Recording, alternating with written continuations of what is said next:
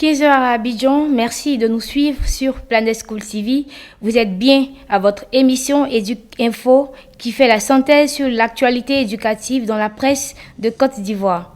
Démarrons notre revue de presse avec le quotidien Soir Info qui a titré à la une de son numéro 7842 du jeudi 10 décembre « Départ anticipé en congé de Noël, des établissements scolaires attaqués et saccagés ». Le phénomène de congé anticipé a encore fait surface dans la localité de Grand Laou et c'est le lycée HEA Souan qui a subi la colère de certains élèves réclamant l'anticipation des congés. Rien n'a été épargné, la salle des professeurs, le bureau du proviseur, les locaux de l'économa, de l'inspecteur ont été vandalisés. Par ailleurs, Kone Yakouba, président du COGES du lycée, invite les forces de l'ordre à protéger les élèves désireux de continuer les cours jusqu'à la date indiquée par le ministère de l'Éducation nationale. Les perturbations se poursuivent dans le milieu scolaire, toujours dans la ville de Grand Laou, où les premières compositions ont été perturbées par certains élèves. La première composition qui devrait se tenir le 8 décembre dans la ville de Grand Laou a été perturbée par des élèves du secondaire, empêchant ainsi le bon déroulement des compositions dans 19 écoles du primaire. Un nouveau calendrier est donc mis en place afin de permettre aux écoliers de recomposer. Information relayée par l'AIP jeudi 9 décembre 2020. Toujours avec l'AIP, l'on assiste à l'inauguration d'un bâtiment de 3 salles et un bureau à Amouriakro. C'est dans un village de la sous-préfecture de Dufrebo, département d'Anibelekrou, qu'un bâtiment de 3 salles et un bureau a été offert par la coopérative agricole dénommée Benkadi le mercredi 9 décembre 2020 au village de la dite sous-préfecture.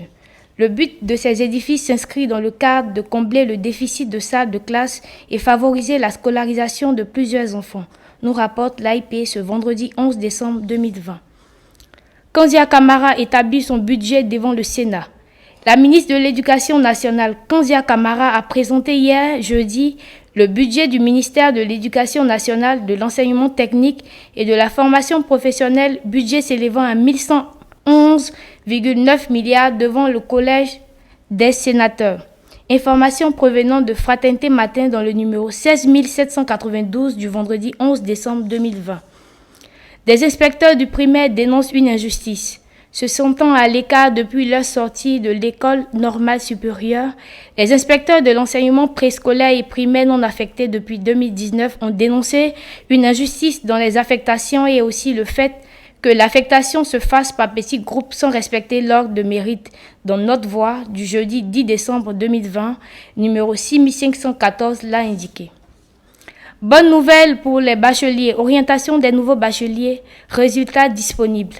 Les bacheliers de la session 2019-2020 sont priés de se rendre sur les plateformes en vue de la consultation des résultats des orientations dans les grandes écoles et universités de Côte d'Ivoire.